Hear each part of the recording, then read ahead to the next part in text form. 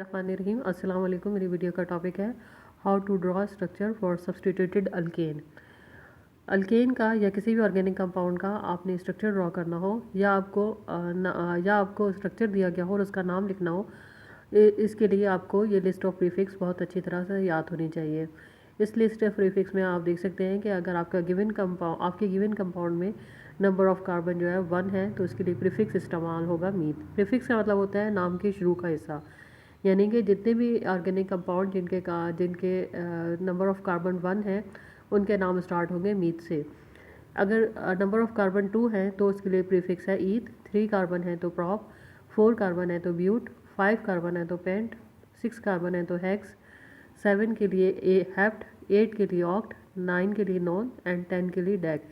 ये पूरी लिस्ट आपको बहुत अच्छी तरह से याद होनी चाहिए क्योंकि ये सारे ऑर्गेनिक कंपाउंड्स के लिए यही प्रीफिक्सेस इस्तेमाल होते हैं। इसके अलावा आप जो नाम का दूसरा हिस्सा, आखिरी हिस्सा होता है, वो कहलाता है सफिक्स, यानी कि नाम की एंडिंग वो बताती है कि हमें वो कंपाउंड कौन सी क्लास से बिलोंग करता है।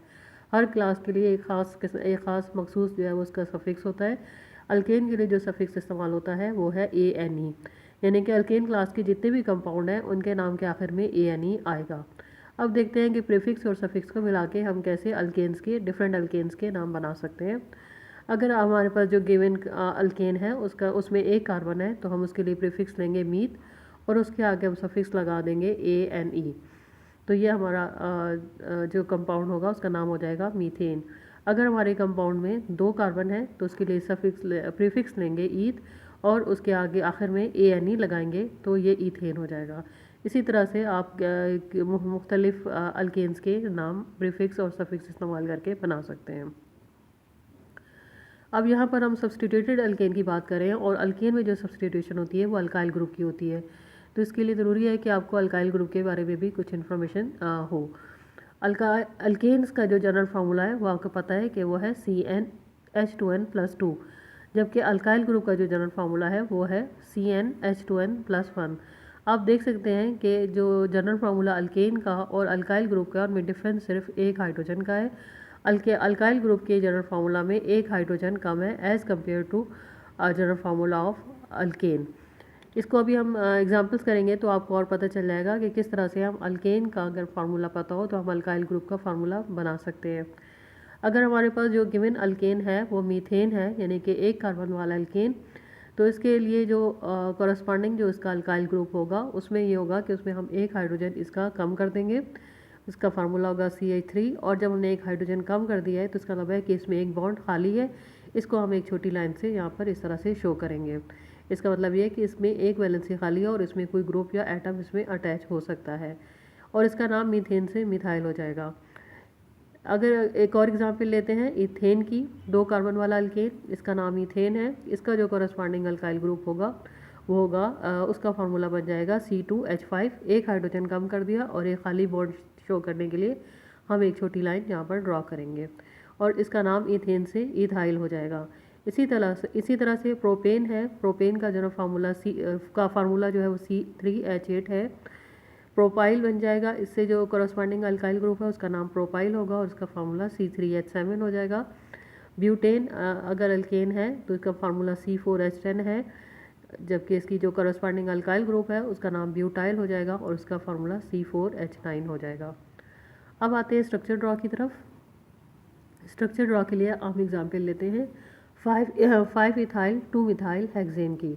जब भी आपने इस तरह से कंपाउंड का नाम दिया हुआ और आपने स्ट्रक्चर ड्रॉ करना है तो आपने नाम का आखिरी हिस्सा देखना है ANE। ये हमें बता रहा है कि ये कंपाउंड जो है वो अल्केन क्लास से बिलोंग करता है। फिर इसके बाद आप ये देखें कि अल्केन के साथ एन के साथ जो सब प्रीफिक्स लगा हुआ है वो हेक्स है।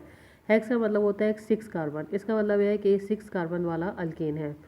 तो इसके लिए हम स्टेप नंबर 1 में यही करेंगे कि हम 6 कार्बन को इस तरह से हम लिख लेंगे कुछ स्पेस दे के और इन कार्बन को हम कनेक्ट करेंगे इस तरह से सिंगल बॉन्ड के ज़रिए। इसके बाद हम आते हैं स्टेप नंबर 2 की तरफ।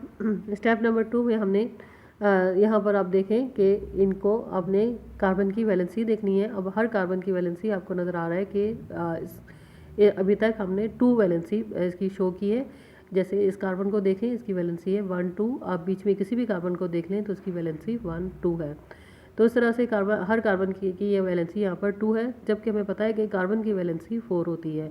इसका मतलब है कि हमने दो बॉन्ड और शो करने हैं हर कार्बन के पास। इसका तरीका यह है कि हम हर कार्बन के ऊपर एक लाइन बनाएंगे एक बॉन्ड शो करने के लिए, और एक लाइन हम नीचे ड्रॉ करेंगे एक और बॉन्ड शो करने के लिए। तो ये इस तरह से बन जाएगा। और अब हम काउंट कर सकते हैं कि हर कार्बन की वैलेंसी 4 हो गई है। आप इस कॉर्नर वाले कार्बन को देखें, कार्बन नंबर 1 को, इसकी वैलेंसी है 1 2 3 4। आप बीच में से कोई भी कार्बन ले लें, फॉर एग्जांपल ये ले लें, इसकी वैलेंसी 1 2 3 4 है। इस तरह से हर कार्बन की वैलेंसी अब 4 हो गई है। इसके बाद आते हैं स्टेप नंबर 3 पर। स्टेप नंबर 3 में हम ये करेंगे कि जो कार्बन हमने लिखे हैं इनको हम इस तरह से नंबर दे देंगे 1 2 3 4 5 6। इस तरह से आपने छोटा छोटा हर कार्बन के ऊपर नंबर लिख लेना है। इसके बाद स्टेप नंबर 4 है। स्टेप नंबर 4 में हम देखेंगे, दोबारा नाम पर आएंगे और देखेंगे इसमें सब्सटीट्यूशन कौन सी और कहाँ पर है। अब इसमें देख सकते हैं कि एक सब्सटीट्यूशन इसकी कार्बन नंबर 5 पर है और सब्सटीट्यूशन है इथाइल ग्रुप की। और दूसरी सब्सटीट्यूशन इसकी कार्बन नंबर 2 पर है और सब्सटीट्यूशन है मिथाइल ग्रुप की। तो हम ऐसा करेंगे कि जो कार्बन नंबर 2 और कार्बन नंबर 5 हैं, इनके बॉन्ड्स को हम थोड़ा सा लंबा कर देते हैं ताकि हम सब्सटीट्यूशन लिख सकें। इस तरह से कर लेते हैं। स्टेप नंबर 4 है। इन जो बॉन्ड हमने लंबे किए हैं वो एक्चुअली बॉन्ड लेंथ में इतना डिफरेंस नहीं है। ये हमने सिर्फ इसलिए लंबा किया है इस बॉन्ड को ताकि हम सब्सटीट्यूशन जब लिखें तो वो स्ट्रक्चर हमारा जो है वो क्लियर नज़र आए कि ये सब्सटीट्यूशन है और बाकी स्ट्रक्चर के साथ वो मिक्स ना हो। तो ये जो सब्सटीट्यूशन है वो आप चाहें तो आप ऊपर भी ड्रॉ कर सकते हैं। मेरे पास चूँकि नीचे स्पेस ज़्यादा है इसलिए मैं नीचे ड्रॉ कर सकती हूँ। आप ऐसा भी कर सकते हैं कि एक सब्सटीट्यूशन ऊपर ड्रॉ कर लें, एक नीचे कर लें, वो सब स्ट्रक्चर सही होंगे। बस आपने कार्बन नंबर 2 और कार्बन नंबर 5 पे एक एक सब्सटीट्यूशन दिखानी है, चाहे ऊपर दिखाएं या नीचे दिखाएं। अब हम आते हैं सब्सटीट्यूशन के ऊपर। अब कार्बन नंबर 2 को देखें, कार्बन नंबर 2 में सब्सटीट्यूशन है मिथाइल ग्रुप की। अब मिथाइल ग्रुप में जो प्रीफिक्स है मीथ, वो हमें बता रहा है कि ये जो अल्काइल ग्रुप है इसमें एक कार्बन है। तो यहाँ पर हम एक कार्बन इसको इस तरह से लिख देंगे। जबकि कार्बन नंबर 5 की जो सब्सटीट्यूशन है वो है इथाइल ग्रुप की, और इथाइल जो है ईथ जो प्रीफिक्स है वो हमें बता रहा है कि इसमें 2 कार्बन है। तो कार्बन नंबर 5 पे जो हमने लाइन ड्रॉ की है उसमें हम यहाँ पर 2 कार्बन इस तरह से लिख देंगे। इसके बाद हम इन कार्बन की वैलेंसी को, जिस तरह से हमने ऊपर की कार्बन की वैलेंसी 4 दिखाई है, इसी तरह से हम इन कार्बन की वैलेंसीज को भी इस तरह से बना देंगे ताकि हर कार्बन की वैलेंसी 4 हो जाए। इसके बाद आते हैं लास्ट स्टेप में। लास्ट स्टेप नंबर 5, ये बहुत इजी स्टेप है। इसमें आप देख सकते हैं कि इसमें अभी जो स्ट्रक्चर हमने ड्रॉ किया है इसमें बहुत सारी जगह खाली हैं। यहाँ पर हमने कोई एटम शो नहीं किया है। इन सब जगहों को हम हाइड्रोजन से फिल करेंगे, यानी कि H सिंबल जो है वो इन जगहों पर लिख देंगे। वो ये इसलिए कि आपको पता है कि अल्केन्स जो है वो हाइड्रोकार्बन्स होते हैं और इनमें 2 ही एलिमेंट्स होते हैं, एक कार्बन होता है और एक हाइड्रोजन होता है। कार्बन हम जो है वो सारी प्रीफिक्स देख के हम बना चुके हैं, इसलिए कार्बन इसमें मज़ीद ऐड नहीं होंगे। अब जो खाली जगह है इन सब में हम हाइड्रोजन इस तरह से लिख देंगे, इस तरह से हाइड्रोजन का सिंबल लिख देंगे। ये इस तरह से ये आपका स्ट्रक्चर जो है वो 5 इथाइल 2 मिथाइल हेक्सेन का कंप्लीट हो गया है। ये जो स्ट्रक्चर हमने ड्रॉ किया है इसको हम कहते हैं स्ट्रक्चरल फार्मूला है, या इसका एक और नाम है डिस्प्लेड फार्मूला। आई होप कि ये वीडियो आपके लिए हेल्पफुल साबित होगी। Thank you. अल्लाह हाफिज़।